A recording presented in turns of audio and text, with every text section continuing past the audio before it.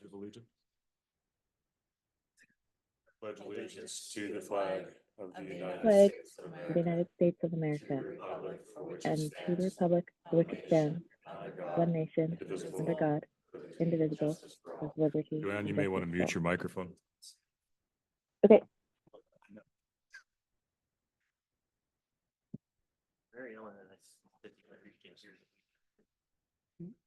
As required by Montana law, members of the community are given an opportunity to make brief comments to the board on any matters not included in the agenda. Individuals wishing to be heard shall first be recognized by the chairperson. Individuals, after identifying themselves, will proceed to make brief comments. The board would like to remind everyone that to avoid violations of individual rights of privacy, a member of the public wishing to address the board will not be allowed to make comments about any student, staff member, or member of the general public.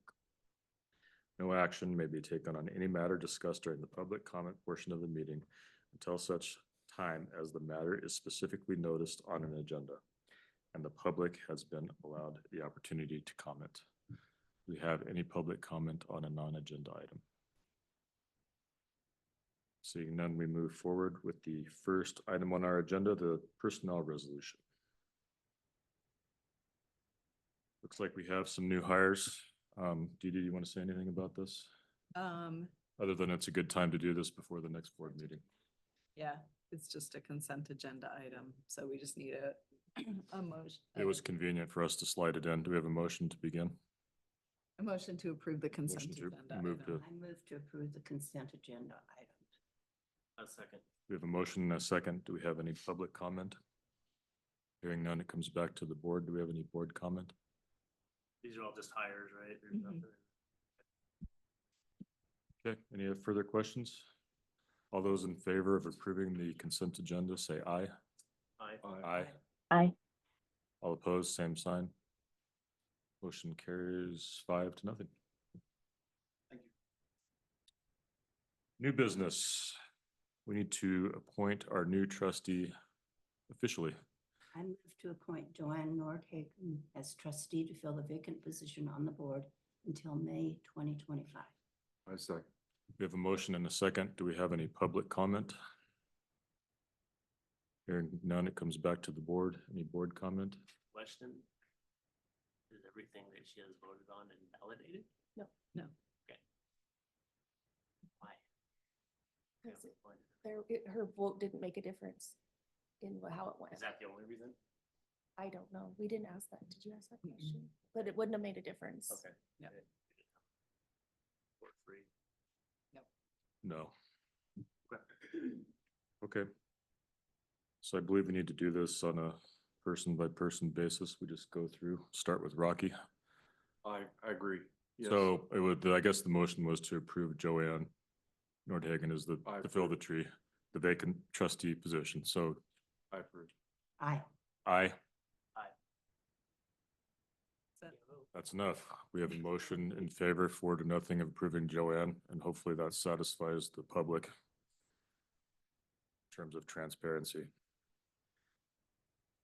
Next item. Revision to the board policy 3510 for school sponsored activities. We have a motion to begin. I move to approve the revisions to board policy 3510, school-sponsored activities. I'll second. We have a motion and a second. Do we have any public comment? Coming back to the board, any board comment? Toby, present a little on it. Okay. Like to hear how we got here from where we were at in June. Very good. Okay, so the history is, 3 years ago at an MHSA meeting, AA ADs were sitting around a table talking about eighth graders and being included into athletics at the high school level. Obviously, we know across the state, many schools use it, mostly the smaller ones. And as our sports are growing, activities are growing, and the population of people trying out are definitely reducing across the state of AA. They asked who's in charge, who wants to do this, first of all, about 3 years ago, and everybody just said, no, not really a AA thing, and I was one of those. And then Butte jumped on about 2 years ago and started just doing it for a couple sports and being very successful in it and helping their programs to succeed, to be able to stay alive. And so this last June, I had the coaches approach me at our all coaches meeting, head coaches, and have a proposal that they would love to see eighth grade inclusion because a lot of our sports are starting to drop off with participation. Our numbers are. We have a co-op with soccer for Manhattan. We're in our fourth straight season of it. And even then we are in dire straits as I speak. Boys and girls soccer coaches behind me, they can speak to that, but our numbers are extremely low. We would probably be canceling a JV season within 3 weeks into the season with injuries, grades, some kids just drop out. We are barely afloat, talking no subs at this point for the girls program, and the boys are right behind that. That's just a small example of why we need that. AA schools have been starting to ponder adding this to their own programs for many reasons. Everybody has their own reason, but like I said, Butte was a catalyst 2 years ago, and they've filled up their wrestling rosters and basketball rosters with this. Cross country, golf, little eighth graders coming in and doing those things as well.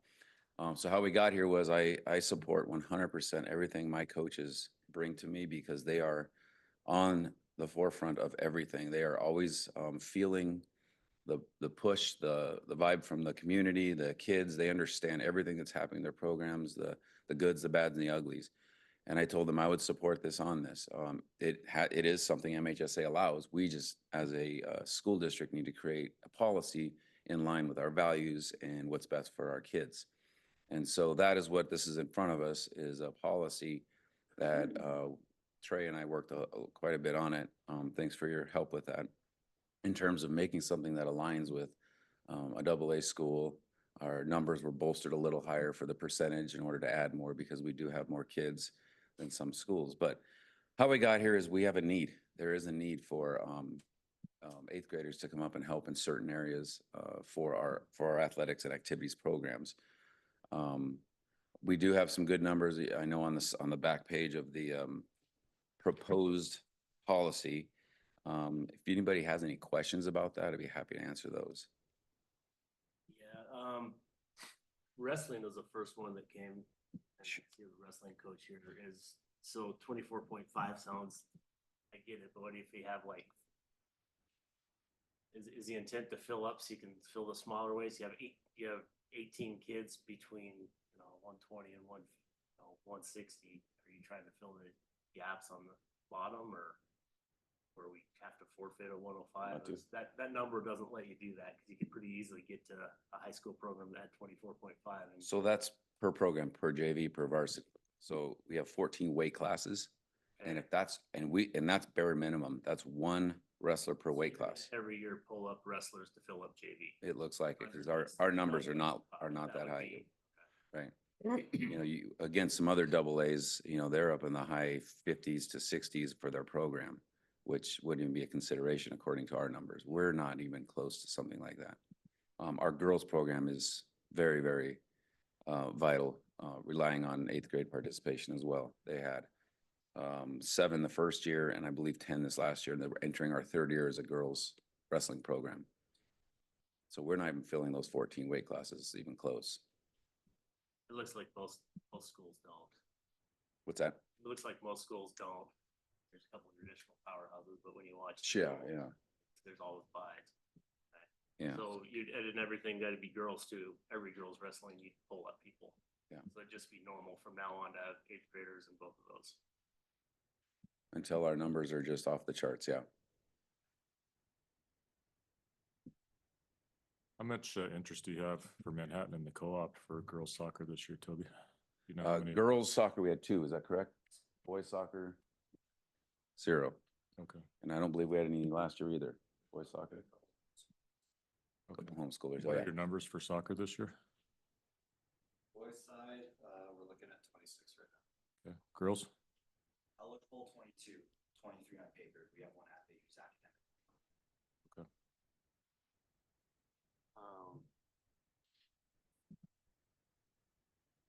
Our feeder programs just broke. Well, Depends what we're talking about. Feeder program club wise, like wrestling is strong. What happens to those kids in the high school? Well, they're not always from Belgrade. They're from, clubs are from all over. You can come from Three Forks, Manhattan, Bozeman.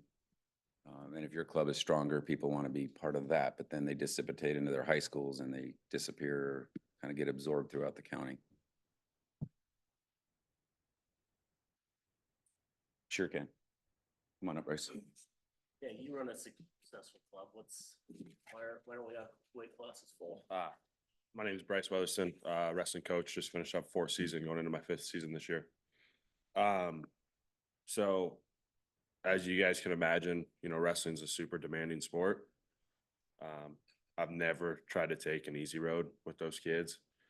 So, you know, sometimes the brutality of the sport and what it takes to be successful, there is somewhat of a drop.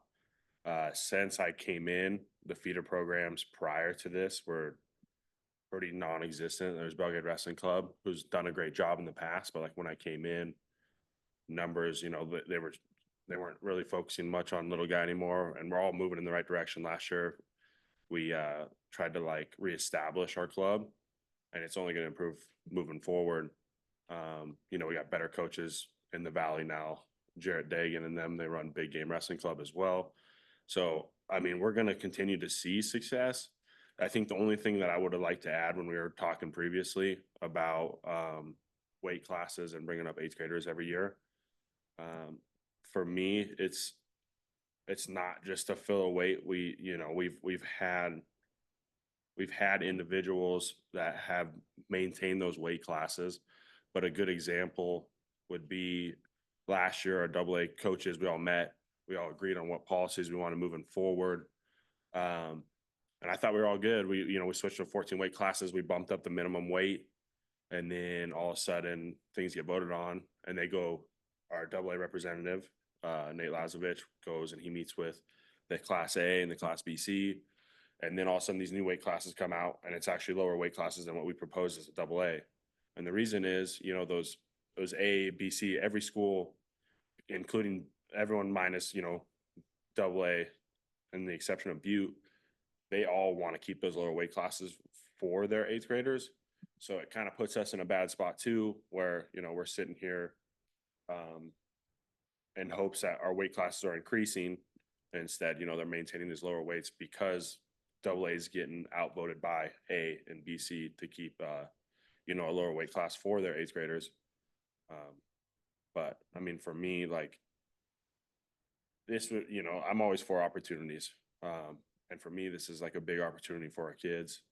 And it's not, you know, I'm not going to sit there and try to pull up every 8th grader, because I mean, I do think it's meant for certain individuals that have put in the time and want to reap some benefits, as well as helping out a team that's struggling. You know, we're sitting at a AA level, sub 1,000 kids, you know, competing against schools like Billings West have 2,400. It's, you know, if anything for me, it's like, you know, how can we even the playing field and, you know, find some success? And so if you guys have any questions for me, I would love to answer them as honestly as I possibly could. Wrestling's more of a case-by-case basis, I think. I just wanted to remind everybody that when I started this, we had a proposal for the co-op, and we voted it down because we wanted to grow the program organically, which we should do. But the problem was we voted it down, and then in soccer, we had some injuries, and we went from having 2 very small teams to 1 team that was overplayed. And what we want to do is grow the program. We want the kids to play. So on a case-by-case basis, this allows the coaches to petition the AD to bring up kids to help the kids to play if they need to. This isn't a situation where we're going to try and create formidable athletic teams with 8th graders, right? Strictly to just, I don't think that'd be the intent. I know, and I'm pointing it out. I mean, I think you bring up youth basketball, and you don't have to look very far to imagine how that happened, and it wasn't because they needed a team. It might have been because the head coach's son in 8th grade was really good and a prodigy and had a whole bunch of kids around him that were just speculating. But if you watch, that's not a very hidden secret in the state. Yeah, well, we're leaving it up to you, Toby, to run it the right way. I think this is a good situation. It's good. So, Oh, going ahead, I'm sorry.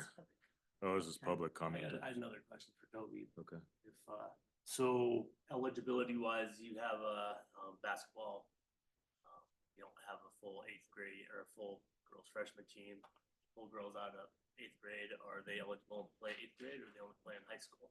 So that's a good question. They cannot play concurrently with the sport in middle school. So if they're, Consecutively? yes, so as long as the middle school one was first. So once you play MHSA, you cannot play anything else with the school, right? And those middle school seasons we know are, as parents are, they flip flop every year, girls first, boys second, and so on. Joanne has her hand raised. Oh, okay, Joanne, going ahead. So with regard to this isn't going to be like just because 5 8th graders try out for a sport, you're going to put all 5 on. This is going to be a situation where if there's an exceptional 8th grader, they would be added to the team. Exceptional, So no. case by case. Repeat I that. mean, somebody that would make the team, right? So it's not just because they tried out, but it's so let's say 5 try out for the team. Are you going to put all 5 on just because they tried out, or are you going to put those on who you feel would, fit with the athletic level of the current team? Would you give us the gist of her question? So how I understand is she wants to know is every 5, just 5 8th graders try out, does every 5 8th graders make it? Is that correct? Yes. It would still be the best players to make the team, just like all tryouts and cuts are. There is a part of this policy that we have in here that says if 8th graders are invited and they do make the team, then there will be no cuts to a current high schooler that is attempting to try out as well. Say that again. Yes, please. Yes, I will read it word for word. No high school student may be cut from the team in order to accommodate the participation of 8th grade students. Just get to sit on the bar? Yeah. Exactly. I'm scared of that. I'm not gonna lie. I think that could happen last year pretty easy in boys basketball. Where none of those kids had played enough basketball, and then you watch them grow over the course of a year and they get a lot better. Half of them would have quit if they'd known they were 8th graders, and it's probably maybe more. Yeah, there's a lot of scenarios that run through my mind that could happen, absolutely, and take advantage of situations, but if that's our policy, that's what we'll have to abide by.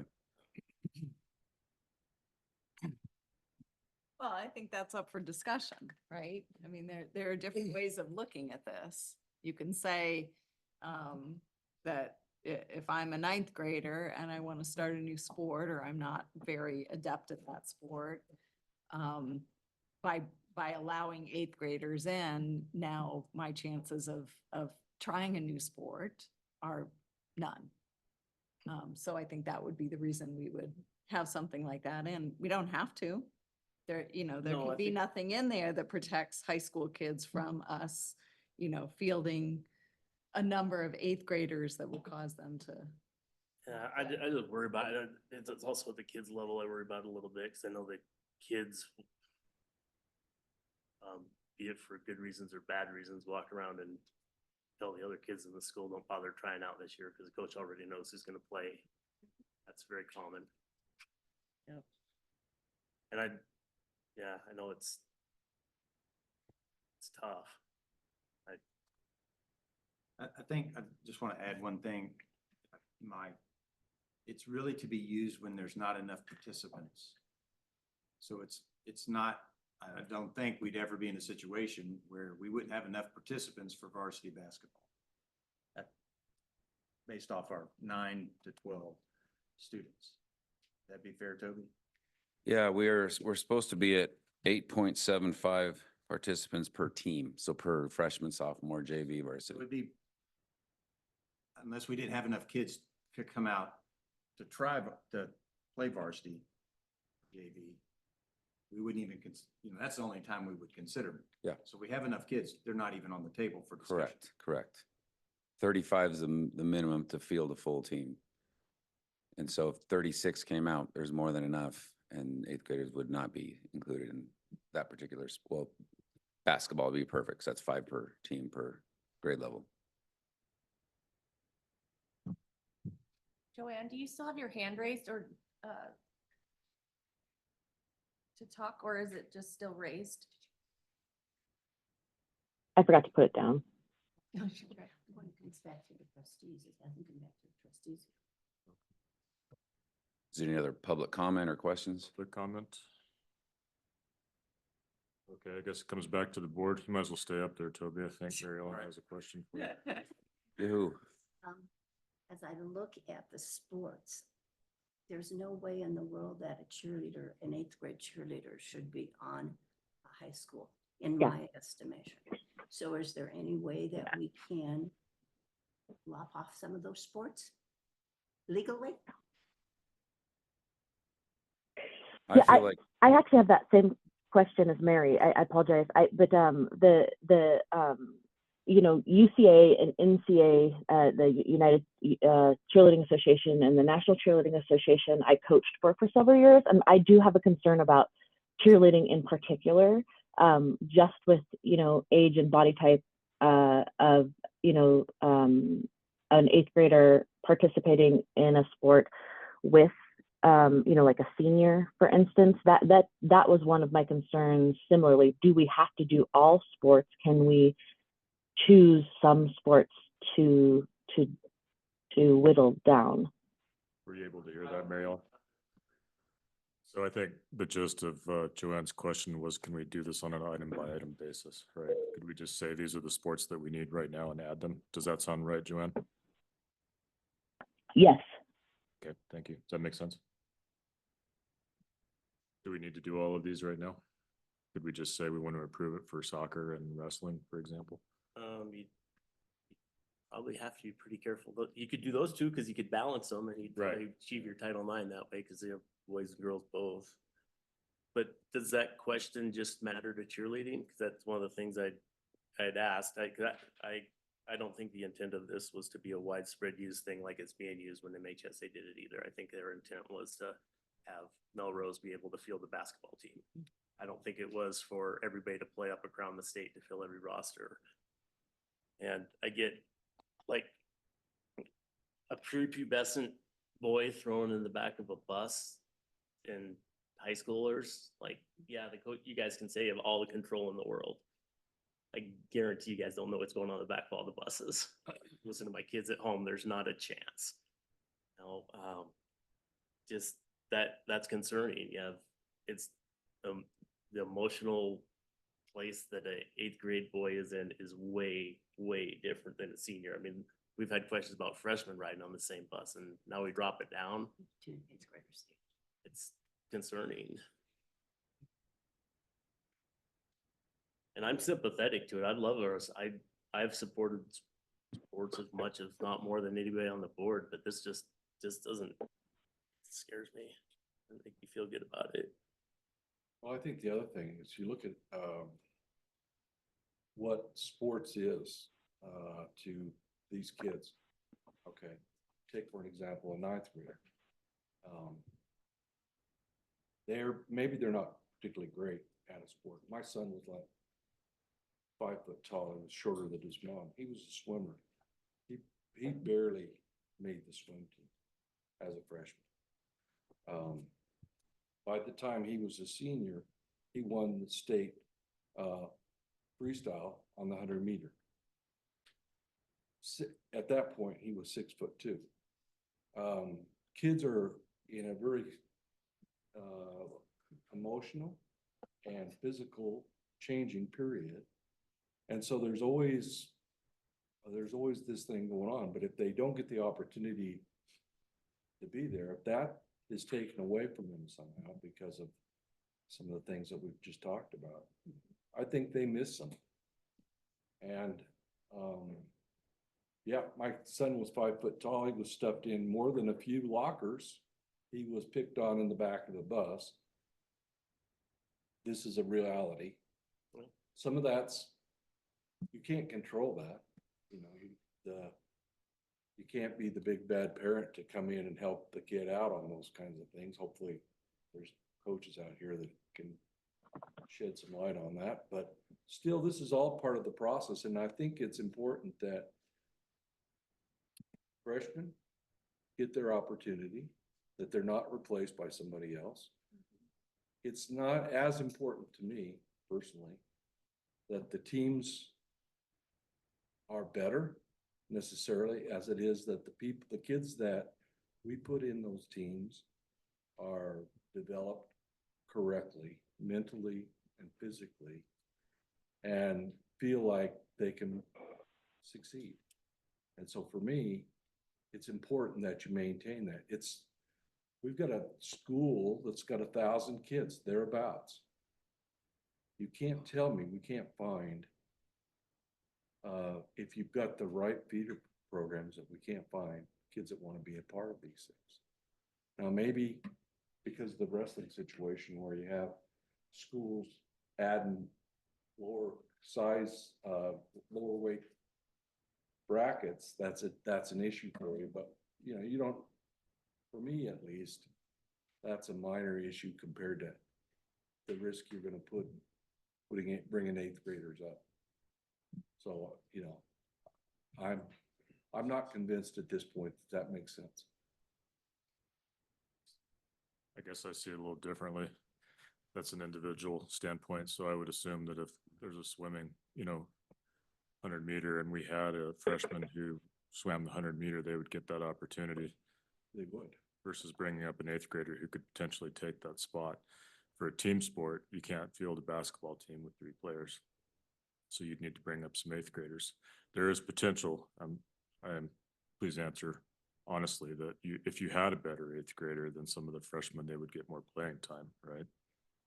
They'd probably be on the same team. Yes. That's the reality of Yeah. the situation. But the benefit is that you would actually get all of the players to play versus having 3 people sit for a 5-person basketball team. So I don't know. I mean, I guess I hear what you're saying. I grew up in a very small school, and I played basketball. So I played middle school basketball. And when I got to high school, I played on the varsity. That's how small this school was. Now I sit the Pine, but I was a freshman playing varsity basketball. And the point I'm making here is that even in that small situation, we had a JV team and a varsity team. And even in that small situation, we never brought kids up from the middle school. I could have played in middle school. I could have played certainly on the JV team, but we never did that. Not at the, give you opportunities to the kids that were there. You took your chance. When your time came, you got on the team. That's how that was. Now, maybe that's old school nowadays. maybe I could, Robert, and you and the soccer coaches want to come up and answer this question for me. I have a lot of opinions on this because I was a soccer coach. So you have 11 players on each team, right? To fill the complete team, 11 minimum, right? And right now you have 23, so you can do the math there. What would you prefer to have for each team to field the complete JV and varsity team, subs, grades, etc., that kind of thing? What would your preferred numbers be? My goal would be 30 kids total, 15 to each roster. Okay. He needs to come up. Oh, come on up. I'm sorry. I should have been more clear. If you would just state your name and. My name is Clay Boss. This is my first season as the girls' head coach. A couple of things to circle back to. Like I just said, my goal throughout the summer was 30 players. If I could roster 15 to each squad, I would have felt comfortable about going into the season, not having to worry so much about injuries or eligibility or grades as school begins. Of course, all those things come, but with that number of players, you can find coverage. But the truth of the matter is right now we are sitting at 22 players because one is academically ineligible towards the final 3 weeks of the season. And if that's reality, I cannot field 2 teams. And then I have to sit down and I have to strongly consider making cuts. And for a program that 2 out of the last 4 years hasn't been able to field a JV team, and that I spent a majority of my summer trying to recruit to bring players back in. And I've had girls come out this year that didn't play last year that came back to the program. I've had juniors and sophomores who haven't played at all that came out for the program this year. And if I have to tell those players that unfortunately they didn't make the cut, it just puts me further behind the 8 ball in the coming years. You know, the girls soccer program is on the verge of being in a really unfortunate position. And if this were to go through, it would allow me to bring up players and field a solid JV team. Now, speaking to these younger athletes playing against juniors and seniors, I can speak for my program that unless it is just an absolutely exceptional player, their chances of playing at the varsity team are slim to none. They would stay on the JV program with more age-appropriate players where they can focus on their athleticism and development rather than the need to compete at the highest level. And also allowing those 8th graders to take some of those spots would allow me to pull up some of the other fringe players that are right on the bubble of being able to compete to help further their development into the next stage of the varsity program. Those are some initial thoughts. Thank you. Did you have anything you wanted to add, Robert? I hate to call you out, but I'm a little more familiar with the girls program and their numbers than the boys right now. Robert Lemley, I've been a club coach for like 15 years. I was a Bozeman High sophomore coach for 4 years and going on my 4th year here for Belgrade. Thanks for taking the hearing. This is important. I mean, the Manhattan Co-op's been huge. The homeschooling co-op has been absolutely huge. Our program wouldn't be the same without those additions. Coach Clay gave a real-time example about the desperation about what's going on at our level. You know, we just get enough to on the boys' side to just kind of sneak by a little bit. And we haven't made cuts in the last 3 years. No cuts have been made because it's more like, geez, please come. You haven't played soccer? Don't worry about it. We'll teach you. Literally. We're trying to grow the program, making competitive. I think we've been successful. The point I think is important to make is that at the club level, what happens is you have calendar years. So January through December. And so what happens when they hit that 8th grade, half of those players are already playing in high school. So half of them are staying behind. And I think this year it's more like 3/4 are making it to the high school. There's like 3 or 4 players that are residual at the club and they don't have enough players to make a team. So we're not taking from anything. We're not taking from a middle school program. We're actually giving opportunities for people to participate in something. And they really add to the program, and it just is it's a huge asset if we can get this passed for us. Ultimately, I'd like to have 18 a team. I think I'm looking at maybe 14 a team right now. So yeah, it's not taken away from anything. These girls that are in limbo and club, there's like 3 or 4 of them. 2 of them happen to be Belgrade players. And I know, because I've coached them at the club level, that they would be excellent additions, and they know all the people anyway. The size difference isn't that big of a deal. And just a quick comment too, I do know what happens on my buses. Good for Plant you. people in strategic positions. There's do, there's schools yeah. that don't. Yeah, I make sure. of it, Glacier so. pops immediately to mind and will for a long time. It's important, and I hope it does get passed. And Clay's the best example of that. He won't be able to fund a JV team without it right now. And we want the participation involved with it. And the girls know each other as well. It's a nice little community because they've been playing together at the club level and also at high school. They know each other. I mean, we're small, so thank you. Thank you. Come on up, Bryce. Sorry, this hasn't been addressed yet. It's just something I wanted to bring up. So, you know, I can only speak from like my program, from coaching through club and high school. You know, I think another benefit that hasn't been brought up is this open enrollment thing has been a nightmare for Belgrade. You know, and I know we're not always talking about the success of sports, but we have lost numerous athletes to schools that provide 8th grade inclusion, you know, as well as like kids are transferring because our, you know, we want to talk about athletics and that's always number one. well, I mean, sorry, academics is always number one. But when we talk about athletics, we do have kids that we are losing to other schools. Gallatin, Bozeman, I've lost wrestlers that have had tons of success at Three Forks, you know, because they could come in and compete as an eighth grader. And again, you know, this isn't for every single individual. This is for, you know, the ones that it makes sense for. And, you know, I don't know how you guys feel about that, but that's just something that's on my mind. You know, open enrollment's taken a huge hit on some of our programs, and it's an opportunity to have some, to retain some of these athletes in our school. I guess that's all I gotta say. Can I ask you a question just to verify what you just said? Are you saying that students left Belgrade to leave our program specifically to go to other programs because eighth graders are allowed to play up? I personally have had that as well. Yep.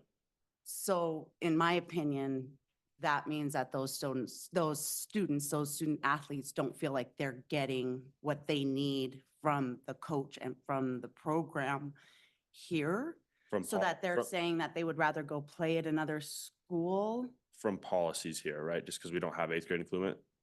So you're saying that we've got eighth grade families that transferred to another school for that opportunity. And I can't speak for all the sports. I know without us even having a policy in place. Yeah. They're not going to double A, they're going to smaller Mhm. school. Yeah, they would go to whoever provided it. You know, unfortunately, we're not close enough to Butte. I think a lot of these people, or at least, like I said, I can only speak for myself, but I know like a lot of these people would rather stay at the double A level because it is, you know, it's more challenging, it's tougher, it's you know, if you're gonna win a state title, you want to win at double A, it just is that much more meaningful because of the competition level. But yeah, because these people are living in our valley, you know, they're not gonna drive their kid to Butte every day for that opportunity. They're gonna go to Three Forks, they're gonna go to Manhattan, or, you know. Trey, are we getting feedback like that from families that are transferring out? I haven't heard that specifically. I've never heard that. One of the questions we asked, Mm-hmm. at least they didn't admit it. Yeah. We all know it's happening though. Well, maybe transferring to smaller schools too. Well, they're bigger schools with more successful certain Mm. programs. You know, there are families that are wired that way. Mm-hmm. My name's Liberty Brown.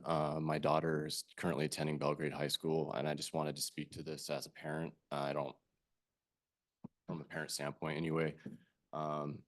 That has been a real conversation in our house. My daughter's been playing soccer since she's 4 years old. She's currently a member of the state team here in Montana. She's the All-Star Regional. She's 5'9" and faster than probably about 95% of the current girls on the roster for Belgrade High School. Switching to Gallatin High has been a very real conversation in our house because of their history. We live 5 minutes from their house. We're just on the dividing line on Harper Puckett. But my daughter came to the decision that she wants to be a part of the new culture here at Belgrade High School. She wants to be known as the girl that helped change the program here in Belgrade. And to basically say that you're not going to let her play because you're afraid of her taking a roster spot from somebody, and then that program is going to possibly go away, then you're forcing our hand, right? Because then she is going to go to Gallatin. Liberty, did you say she was a freshman or an eighth grader? She's an eighth grader, right? Okay, thank you. Yeah. So, but to think that it's not happening, to think that people that live in my subdivision, that their kids aren't looking at going to Gallatin High because, I don't know.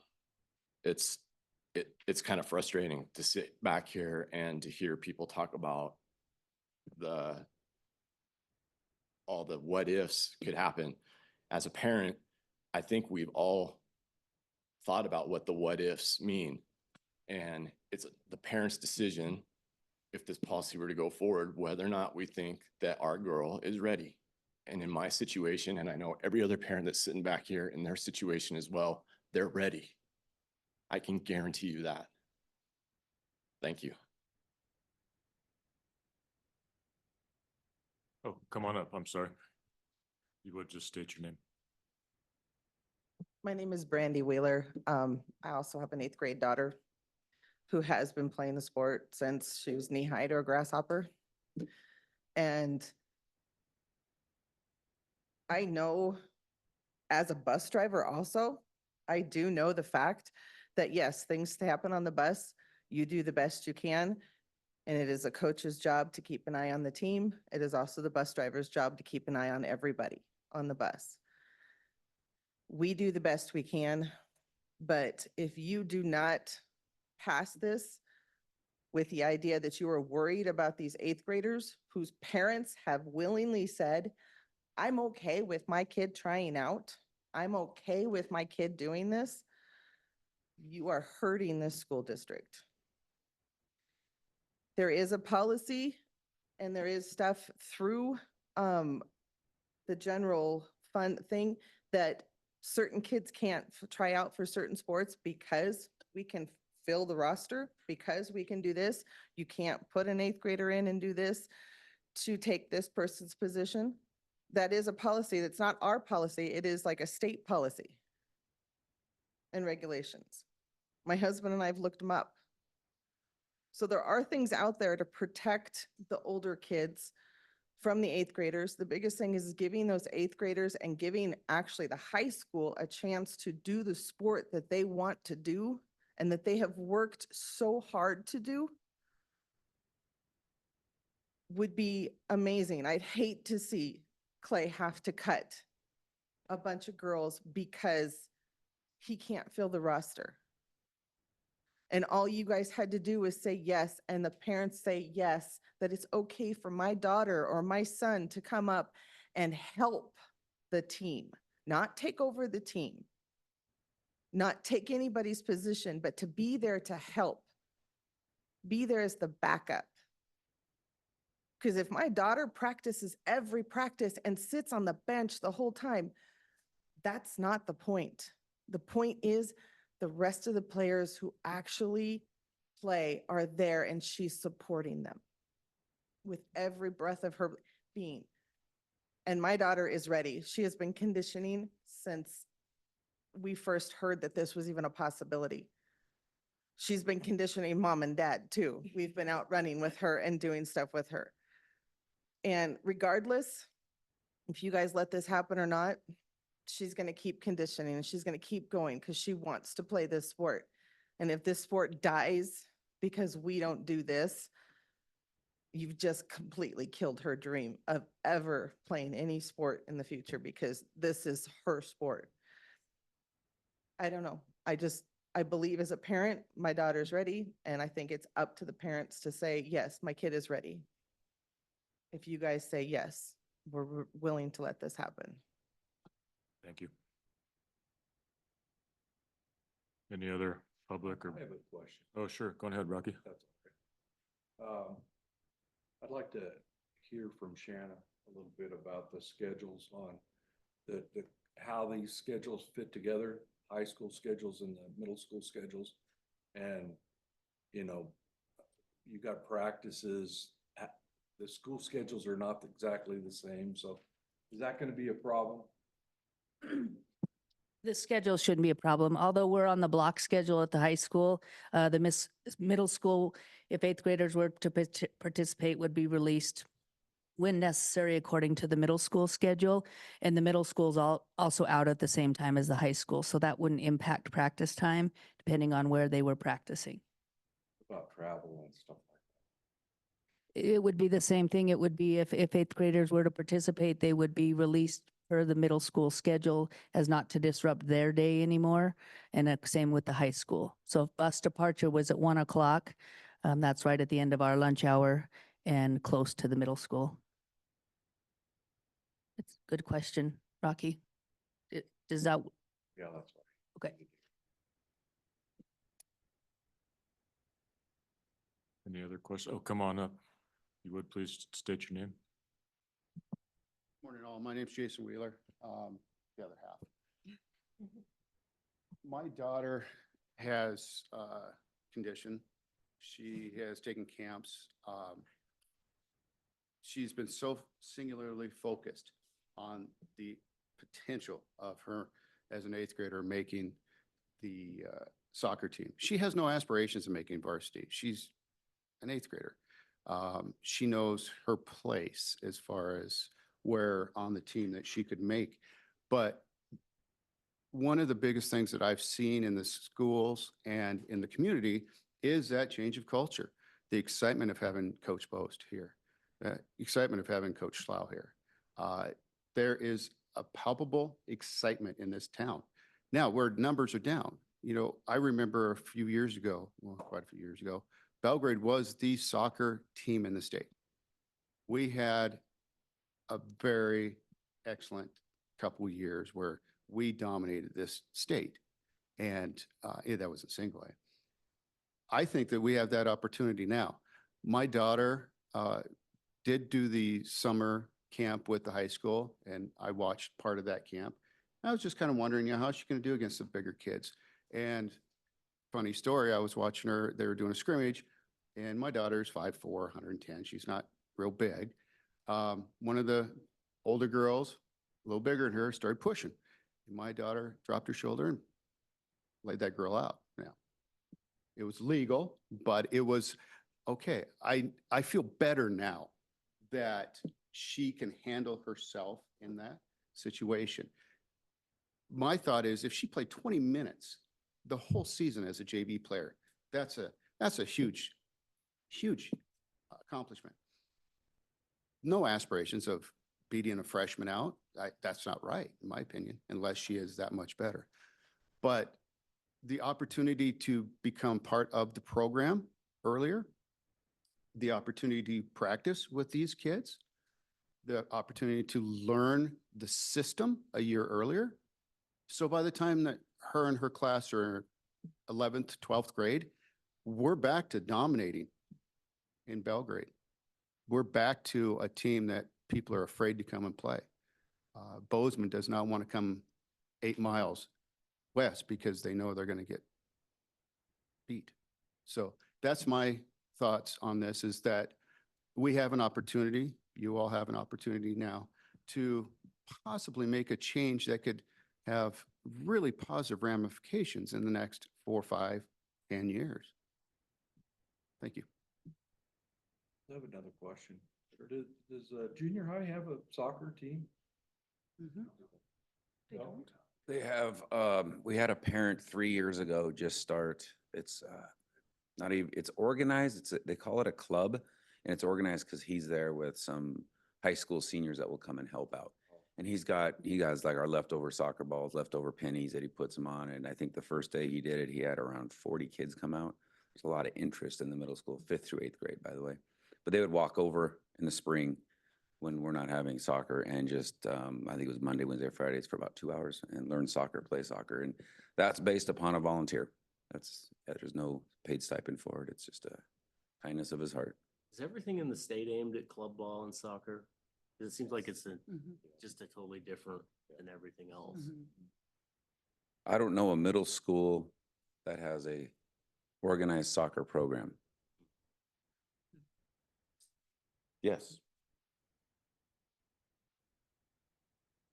Clay Bost again. Speaking specifically to soccer, the state runs on club soccer.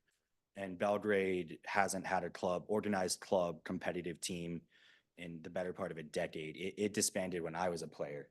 That's funny, because I got a granddaughter we were talking.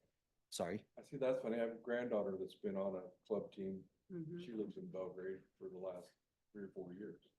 But it's a That's based Bozeman out of run Bozeman. club. That's the surf.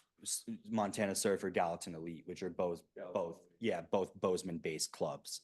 Belgrade itself, back then it was called Belgrade Rage.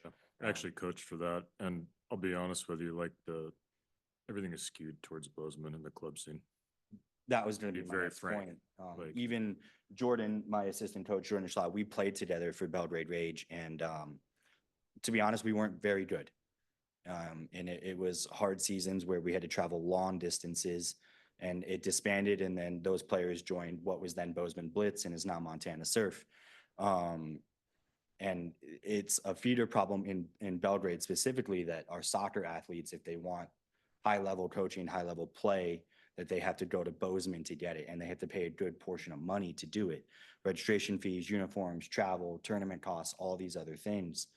And we're doing our best in the club system to pull those Belgrade athletes back to us. But as Bryce was speaking, with open enrollment now, some of these girls who go and play for these Bozeman clubs and then make the premier team, and they're the only Belgrade girl, and they're playing with all Gallatin and Bozeman players, it's hard to ask that player to come back to us when all of their friends and the camaraderie and the style of play fits to these other schools, and now they have the option to go do that. So it's part of our long-term plan to help grow the feeder programs in Belgrade.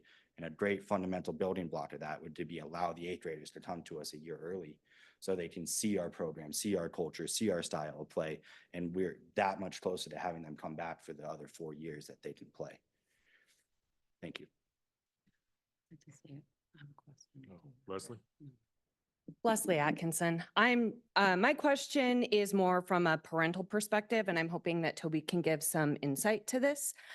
Because overall, the purpose of having 8th graders being able to play from MHSA was to really help fill these teams. And we've heard a lot of context from coaches who have opportunities to even fill the teams to by bringing 8th graders up. But my question is more for some of those middle of the line programs, and maybe, this is where I need Toby's input on this. So with the number of participants recommended, required, and then the below the 175%, if we take baseball, for instance, where the 175% is 15 plus a fraction, partial person, is that 175%, is that then the maximum number as far as bringing 8th graders up? So if we had 12 baseball players and we needed 16, would they only be able to bring up those 4 players to make to that 175%? Or is it, oh, we're under the 175%, so we're just opening it up to coach's discretion on the maximum size of the team? Coach's discretion, there's no magic number that's always set in stone that we want to have. We more or less have a minimum for every team. We'd minimally like to have 17 for a soccer pro team, but if there's 19, that's great. And and the reason why I asked that is because that is a little bit concerning, kind of going back to the point that Frank was making as far as, okay, if we have, we'll just use baseball because it's at the top of the list, and getting them up to 16. And then let's say, oh, well, the coach says, well, let's use 20. Then it goes back to kind of that disadvantage of our actual Belgrade High School students. And so I think that we maybe need to look at not only the minimum number, but possibly a maximum number as well, because we don't want to say, oh, well, we're going to have a minimum number. We're going to allow 8th graders to come in, but then to just fill to coach's discretion is a little bit disadvantageous for our existing high school students, potentially. I know this is all speaking in hypotheticals, and I realize that as I'm talking, but as a parent of 2 high school athletes, I think it's at least worth a discussion to be able to say, okay, this is kind of the parameters and setting those out so everybody's on the same page. And I would like to speak to that I would probably disagree with that, and here's why. First of all, you can't put a magic number on something when there's specific positions. So let's go with baseball. Let's say we have 19, we only needed 16. We have 5 pitchers, and that's what you need in baseball. You need a rotation for those tournaments. Soccer, if you're above your numbers, but you have 4 goaltenders, great. Now you can rotate them out and play other positions. You're not stuck behind the goal all the time. So basketball, you have 3 point guards. Great. Or maybe you have none and you have a whole bunch of team of posts. You have to find the specifics. So if you have just a number and then you look at that number, go, oh, we have our number, we're great, or we're over our number, but wait, we don't have 3 people for this position right here. So you do have to bring in more to fill in those skill specific positions for certain things, if that makes sense. Sounds like an open book there. Yes, coach's discretion once again, and that's why they get paid to do what they do. So I have your fear. Same thing. I worry about that. I think if you had, let's say, 8 kids go out for basketball last year, they had on the freshman team, they hadn't been able to bag the other couple 2 to come up. Then if you had, or this year, yeah, last year, and you, if that coach had been allowed to pull up that entire 8th grade travel team that has kicked ass all over the state, there would not be one of those kids that made the team. That You would have played. They would have made the team. They would have sat the bench. Coming up, and if you would, just one second, Bryce. Jared Hoskins, Belgrade resident, parent.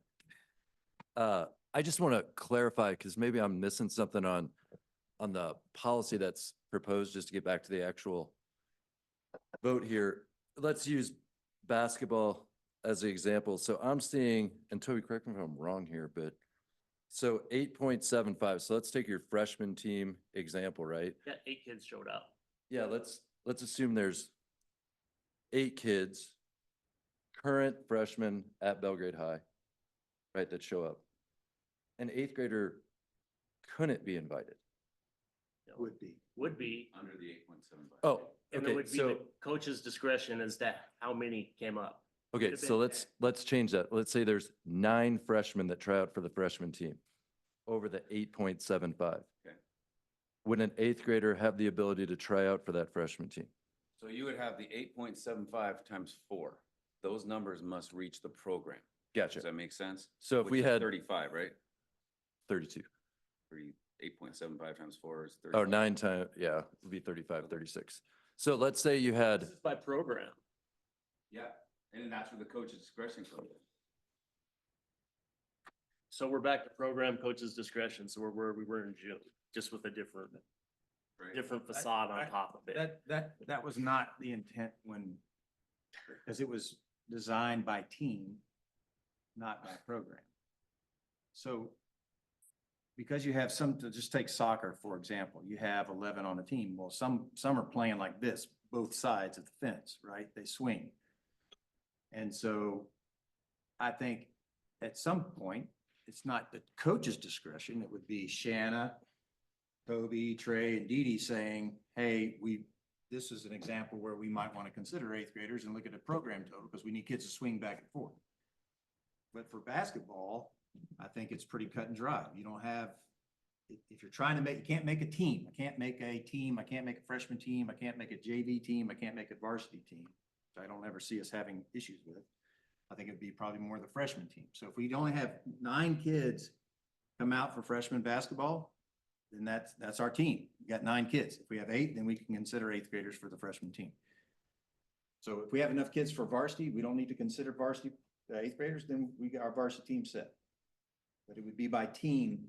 And I think there would be situations, maybe soccer is an example, where you have to have a lot of kids play back and forth to make it work. I don't know. But I think that's a discussion. It wouldn't be totally to coach's discretion. It would be involving Shannon, Toby, and myself and Dee Dee in that discussion about why that's a better way to look at it as opposed to a team. You may have gotten interrupted, Jared. Did you have? no, you're fine. No, that helps. Okay, so my daughter's in 8th grade. She's an August birthday. She could be a freshman, like if many moons ago. We pushed her up versus back, right? So I get your concern about size and all that, and that varies sport by sport, right? Which is why MHSA outlaws football from any school's policy, right? And I get that there's a lot more nuanced about this, that you get paid the big bucks being on the board to deal with all these fun Do. issues And that fame. us, and fame or infamy, name tags one of the today. two. I just want to make clear that as a parent of an 8th grader that potentially would play in the girls' soccer program, right? Our intent is not to come in and take roster space, to take someone else's roster spot. I mean, this is an opportunity for some of these younger girls who have committed their wonderful lives to soccer and club soccer and all of that, to come in. But I'm looking at it through the lens of Clay's trying to build a program. The reason you don't have enough kids coming out at the high school level is there's no program, right? There isn't. I mean, the team's won like 4 games in 4 years, 5 years. I mean, what junior, God bless them if they are, is going to start soccer and be like, you know what I want to do? I want to train hard. And Clay trains them hard, just so you know. I want to train really hard to play on a team that hasn't won any games. So that's a tough spot for a coach to come in and try to build a program. I see this just as a tool to be like, hey, if we can use this to start building that feeder program, the best way to build a feeder program is to have a program, you know, a functioning varsity JV team. And then, you know, my daughter, the freshmen, the sophomores, the juniors, they're going to start talking about it. I mean, the old way you recruit players, at least back in my day, Rocky, I'm with you there, was, you know, you're walking the halls, you're talking to other people, other athletes, other kids being like, hey, you run track, why don't you do that in the spring? Why don't you come out and try out for the soccer team type stuff? And I just see this as an opportunity to get the ball rolling. I'm with you. I can't imagine that there's going to be 400 eighth graders all of a sudden that are being heavily recruited to play on the high school team.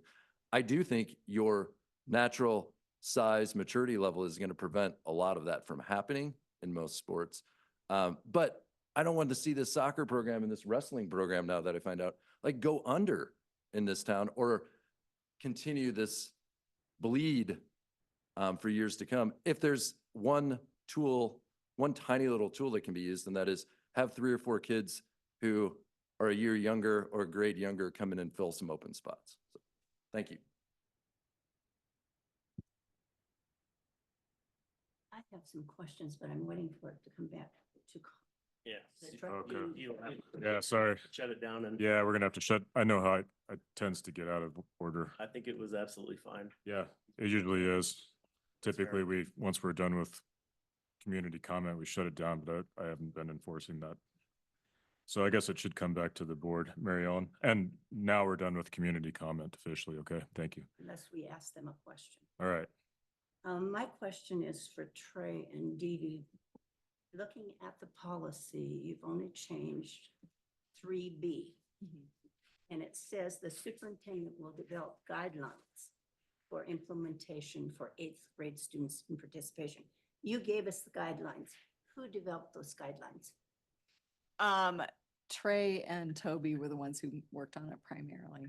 But Shanna, Trey, and Toby and I have met multiple times reviewing But them. the responsibility, a lot remains with you too. Correct. With the superintendent. Okay, that's one question. The second question is that if we jump into this and we do it for all sports, then we're committed. Is there not some way that we could just do 2 sports? Start with 2 sports, soccer and wrestling. Those are the 2. Is there any way we can change this policy to say it's just for soccer and wrestling to try it on an experimental basis? Yeah, I think we talked about that because we recognize where the real challenges are. If our goal is to make sure we're fielding teams in the sports that students want to play, we have to tread lightly with Title IX. And so we decided we would move forward with something that included all sports. Obviously, football's off the table. So all other sports that we support here in Belgrade. You know, procedures, we put new procedures in place all the time. Procedures are designed not as board policies so that as we see what the ramifications are of the way we've designed the procedures, we can revise them. And so that's, you know, it wouldn't be unusual for us to come back to the table next summer and say, what did we like about the way this worked? What did we not like? Did it accomplish our goals? Are there things we didn't think about? And then revise the procedures. I think that's just how the world works. So I'm not, we wouldn't have brought this to you if we didn't believe that this was a quality set of procedures that was going toward accomplishing that task of making sure we could field the teams. And I'm, you know, I'm okay with the way that they're written at this point. And we're going to find out, you know, what worked and what didn't work. But you're putting the major emphasis, you're putting the major responsibility on the coach. The coach makes a recommendation to Toby. Where, then- and then where And does then it goes, and Shanna, and then it goes to us. So you the two have final, the final- we have the final decision about whether it meets the criteria based on the procedure. Are you at all concerned, Dee Dee, that Toby and Trey just had a Well, completely different understanding of the policy we've Yeah. written that they've worked together on for the last couple of months? Because that really is concerning. yeah, Toby, from his view of it, would Mhm. have every right to say, yeah, the coach got it. We needed 40 kids in basketball and we had 12 seniors, 12 juniors and not enough elsewhere, or the other way. Mhm. Only had 3 seniors, so we filled out the 40. Right. But remember, those are still coming to us, so we still have the opportunity to have a decision made, right? If Then this how is- many parents are here pissed off because we had 8 kids that thought they were playing enough and then they Well, weren't? and you know, if we were to wait to put procedures in place until we were sure that they were 100% clear to everybody in the world, then we probably would never have any procedures. I mean, there are going to be things that we understand a little bit differently. We've had multiple meetings. Trey and Toby have had multiple meetings to make sure that we're on the same page. And yeah, we just found out something we weren't on the same page with. A big thing, not a little thing. Mhm. That wasn't like that was a fundamental difference. That put us exactly what June looked like when there was no way in hell the board was gonna pass that. And ultimately, the final decision-making authority is with Trey and with me. I'm where you are on it. The girls soccer, you guys have my heart a little bit, just because I think that program is soccer in Montana is so messed up, because there's no feeder, and the way the clubs work around here is so political, everybody's acknowledged that, but the rest of it, I actually feel for wrestling, because I think you've got a hell of a program and done a hell of a job, and it's fun to go watch wrestling. I mean, we're competitive, maybe not at every weight class always, but as from what I can see, no one is, except for maybe, a Great Falls school and a Billings school. So but girls soccer, I could see. I have the same problem with the boys, as I've been told for years how physical boys soccer is, and went and watched a couple of games last year and actually was. So if we're gonna pull an 8th grader up into that, there's not a coach that's not gonna play to win their varsity games. It's just not. Well, I believe that this is the right thing to do in order to be able to field teams.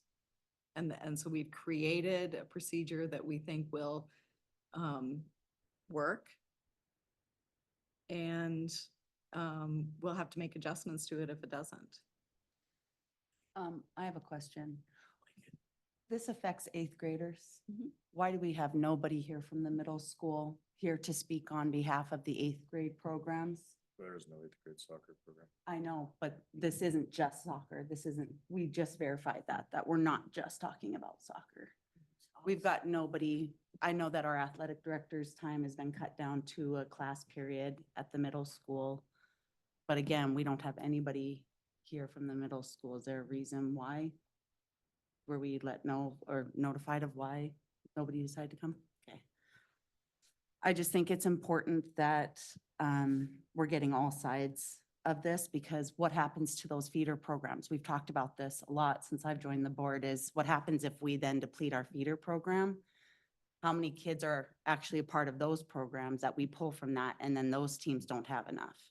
Or what does that look like? I think that's important for us also to consider of where are we getting these kids? I know that there's some sports that doesn't apply to, but there's other sports that it will apply to.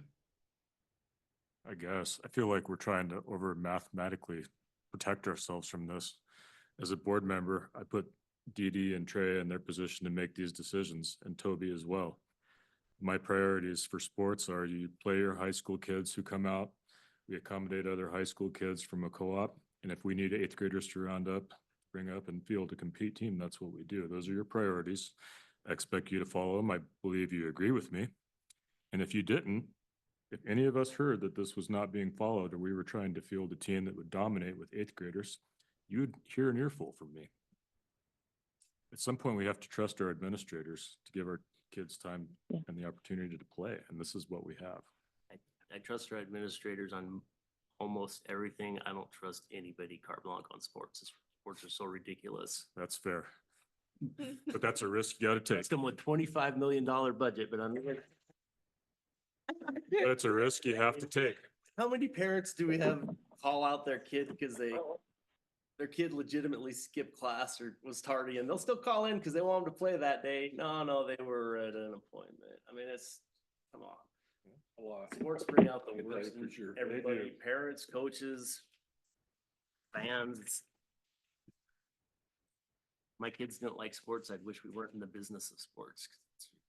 So I think what it comes down to is the policy as it's been written and presented to us. Do we feel like that places the right channels in place, I guess, puts the right channels in place for something to continue with? Well, I think we've kind of beat this horse to death. We should probably, oh, Joanne, I'm sorry. Yeah. I just have like, two things. I do think that like we are going, like if we think of it, like Steve said, mathematically, we have like the main crux of the policy. We have what we're looking at. We have an understanding of what the expectation is on our side as a board, our leadership with like Dee Dee, and then the expectation we have with our coaches and the leadership there in the sports community. And I think we've hired these coaches because we trust them with our programs. We've hired our athletic director because we trust him to lead our programs. And I think we need to give them the opportunity to show us that with what they want to do and what our expectation is, we need to give them the opportunity to say, okay, you're giving us this rope. We're not going to take more than we need.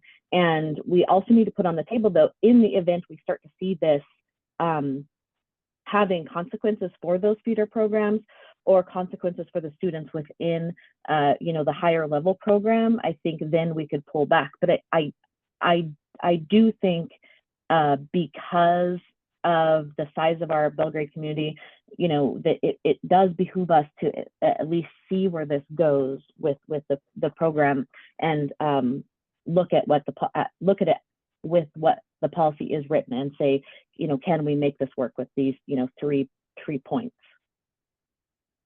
without looking at so many what ifs, right? Because statistically, there's all sorts of combinations and permutations of things that could happen. But if we allow our coaches and our sports leadership to maintain sort of the ABCs of this policy, then maybe they won't. And if they do, we do have remedy as a board and as a leadership group. Okay, thank you. I have the impression this may garner some no votes, and I know it's something we need to continue working on. If we take it on a vote by vote basis, is it acceptable for me to ask for people who vote no on what they would request to be seen from a revised policy? You're the chair. You can ask whatever you want. All right. We may not answer, but. That's fine. I mean, in fairness, we've been mulling this for a few months, and if we need to go vote by vote, and if you do disagree with this policy, you need to state what we need to add so that it would be more Why? effective.